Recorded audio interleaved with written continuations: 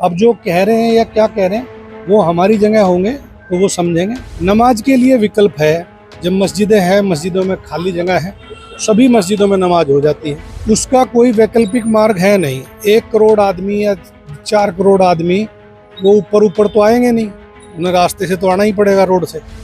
असदुद्दीन ओवैसी ने कांवड़ यात्रा पर उठाए सवाल तो भड़क गए फिरोजाबाद के एएसपी ग्रामीण अनुज चौधरी और दे डाला बड़ा बयान। अपने राउडी अंदाज के लिए अनुज चौधरी लगातार सुर्खियों में बने रहती हैं। अब एक बार फिर चर्चा है ओवैसी के दिए बयान पर उनके पलटवार को लेकर। दरअसल असदुद्दीन ओवैसी ने कांवड़ यात्रा को लेकर एक बयान जारी किया। ओवैसी ने कहा कि जब नमाज पढ़ने की बारी आती है तो सड़कों पर नमाजियों को नमाज पढ़ने नहीं दिया जाता और इन्हीं सड़कों पर लाखों की संख्या में श्रद्धालु कांवड़ यात्रा निकालते हैं, जाम लगता है और यातायात बाधित होता है। अब इसी सवाल के जवाब में, ओवैसी के बयान के जवाब में अनुज चौधरी ने एक बड़ा बयान दिया। अब अनुज चौधरी एक ऐसे पुलिस अधिकारी जो लगातार सुर्खियों में बने रहते हैं। अब चाहे होली पर दिया गया बयान हो या फिर संभल हिंसा से जुड़ा विवाद, अनुज चौधरी की चर्चा हर तरफ की जाती है। अब अनुज चौधरी ने असदुद्दीन ओवैसी के कांवड़ यात्रा पर उठाए सवालों का सीधा जवाब दे दिया। अनुज चौधरी से जब ओवैसी के बयान पर सवाल किया गया तो वो सीधा कहते हैं कि नमाजियों के लिए विकल्प है, वो मस्जिद के अंदर नमाज पढ़ सकते हैं, लेकिन कांवड़ियों के लिए कोई विकल्प नहीं, उन्हें सड़कों से होकर ही गुजरना होगा। इसीलिए सड़कों को 2 भागों में बांट दिया गया है। 2027 में उत्तर प्रदेश के चुनाव हैं, तो ऐसे में राजनीतिक दल कुछ आपत्ति दर्ज कर रहे हैं। जैसे AIMIM के असदुद्दीन ओवैसी कहते हैं कि सड़कों पर नमाज तो नहीं पढ़ी जा सकती, लेकिन कांवड़ निकल रही है। तो एक अधिकारी होके आप कैसे देखते हैं?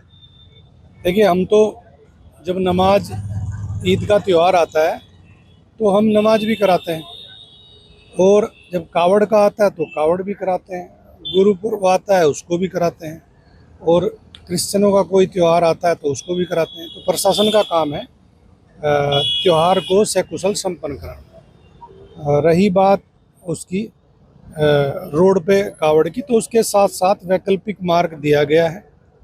दूसरी बात, कावड़ करोड़ों की संख्या में लोग लेके आते हैं, तो मेरी अपनी सोच है, उसका कोई वैकल्पिक मार्ग है नहीं। 1 करोड़ आदमी या 4 करोड़ आदमी वो ऊपर तो आएंगे नहीं, उन्हें रास्ते से तो आना ही पड़ेगा, रोड से, यही रास्ता है। और जो नमाज की बात है तो हम नमाज भी पढ़वाते हैं, और इसी तरह खड़े होकर रोड पर खड़े हो पढ़ाते हैं। नमाज के लिए विकल्प है। जब मस्जिदें हैं, मस्जिदों में खाली जगह है, सभी मस्जिदों में नमाज हो जाती है और वहाँ फिर भी खाली रहती हैं, तो पर्याप्त मस्जिदें हैं। और कावड़ के लिए रास्ता और कोई है नहीं, और इतना लंबा, कोई गोमुख से आता है, कोई जो हरिद्वार से आते हैं पूरे उसमें, तो और कोई कावड़ का कोई विकल्प ही नहीं है। यदि कोई विकल्प होता लॉ एंड ऑर्डर के हिसाब से तो हम उसको बिल्कुल कराते, प्रशासन भी कराता, सरकार भी कराती, क्योंकि सरकार की भी और प्रशासन की सबकी मंशा यही है। अब जो कह रहे हैं या क्या कह रहे हैं वो हमारी जगह होंगे तो वो समझेंगे, और वो उस चीज़ को, पर वो सबका नज़रिया अपना अलग अलग है, वो अपने नज़रिए से देखते हैं। हमारा काम है हम शांति से एक पीसफुल सब त्योहारों का आराम से एक संपन्न करावें, और सभी की भावना के अनुसार उनकी धर्म की जो उनकी मान्यता है उनको पूरा करें। तो ये अनुज चौधरी ये कहते हैं कि पुलिस और प्रशासन का काम है कि नमाज भी सही तरह से पढ़वाना और कांवड़ यात्रा को भी सकुशल संपन्न कराना। तो फिरोजाबाद जिले में कांवड़ यात्रा शुरू होने के बाद पुलिस अधीक्षक देहात अनुज चौधरी बोले कि किसी भी हालत में कांवड़ मार्ग पर नॉनवेज की दुकान और अंडों के ठेले नहीं लगने दिए जाएंगे। उन्होंने कहा कि कांवड़ यात्रा मार्ग को सीसीटीवी कैमरे से लैस किया गया है। अफवाह फैलाने वालों पर भी कड़ी कार्रवाई की जाएगी। वहीं दूसरी तरफ ओवैसी के दिए बयानों पर भी बड़ा जवाब दे दिया। जो मेन रूट पे, जिस रूट से कावड़ निकलती है, वहाँ तो किसी भी कीमत पे कोई दुकान या कोई खुल ही नहीं सकती। और जहाँ से इसका मतलब नहीं है कावड़ का, या जहाँ पूरी मुस्लिम कॉलोनी है या उनके अंदर, तो वहाँ भी वो ध्यान रखेंगे कि भाई यहाँ कोई इस तरह का कोई जानवर या कोई किसी तरह के अवशेष या कुछ इस तरह का जिससे कि कोई भावना आहत होती हो कावड़ियों की, उस चीज़ का विशेष ध्यान रखेंगे। उन सब पर भी नज़र रखी जा रही है। और जितनी भी रास्ते में दारू की या उसकी दुकानें हैं जो पड़ती हैं, वो तकरीबन बंद है। और जो रोड से थोड़ा पीछे है साइड में, तो वो भी पर्दा उनके लिए भी एक वो पर्दा कराया गया है।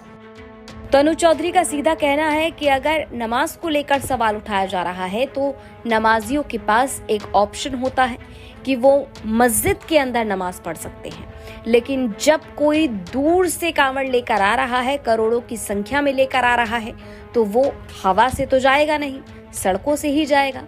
इसलिए कोई विकल्प नहीं है। अगर विकल्प होता तो उसी तरह से कोई ना कोई अलग रास्ता जरूर निकाला जाता। अब अनुज चौधरी का ये बयान सोशल मीडिया पर खूब वायरल है। यूपी तक के साथ एक्सक्लूसिव बातचीत में अनुज चौधरी ने ओवैसी के बयान पर पलटवार किया।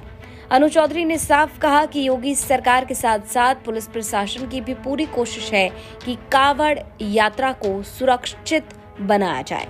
आपको बता दें कि फिरोजाबाद जिले में कावड़ मार्ग को 20 सेक्टर में बांटा गया है, जिसमें 2000 पुलिसकर्मी 24 घंटे तैनात हैं। पूरे कावड़ मार्ग पर सीसीटीवी कैमरे से निगरानी की जा रही है। अब ओवैसी के बयान और अनुज चौधरी के पलटवार पर आपका क्या कहना है, ये हमें कमेंट बॉक्स में जरूर बताइए। फिरोजाबाद से सुधीर शर्मा की रिपोर्ट, यूपी तक।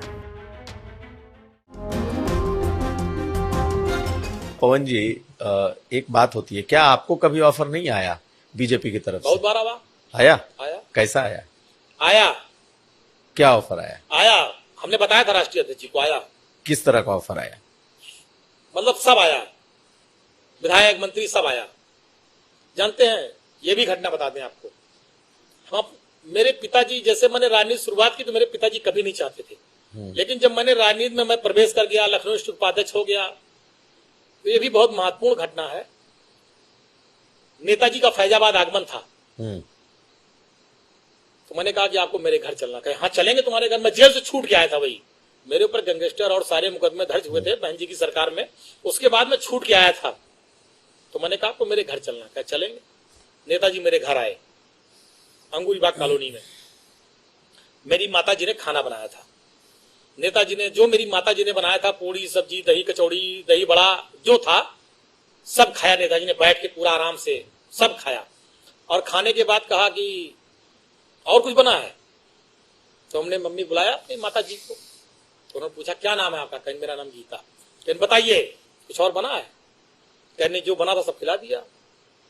फिर उन्होंने, मेरी माता जी ने कहा नेताजी से, ये पढ़ते लिखते नहीं है, क्या होगा इनका? नेताजी ने कहा पवन के कारण आज मुलायम सिंह यादव इस दरवाजे पर आए हैं, और देखना वो एक दिन वो भी आएगा। आज मेरे आने पे डीएम कप्तान बाहर खड़े हैं, एक दिन पवन भी आगे जाएगा, डीएम कप्तान भी बाहर खड़े होंगे, पवन बड़ा आदमी नेता बनेगा। और मुझे नेताजी ने बनाया, उस स्थान पे पहुंचाया। ऐसे थे धरती पुत्र मुलायम सिंह यादव जी। तो उसी दिन से मेरी माता पिता, मेरे पूरा परिवार का एक लगाव है नेताजी के परिवार से।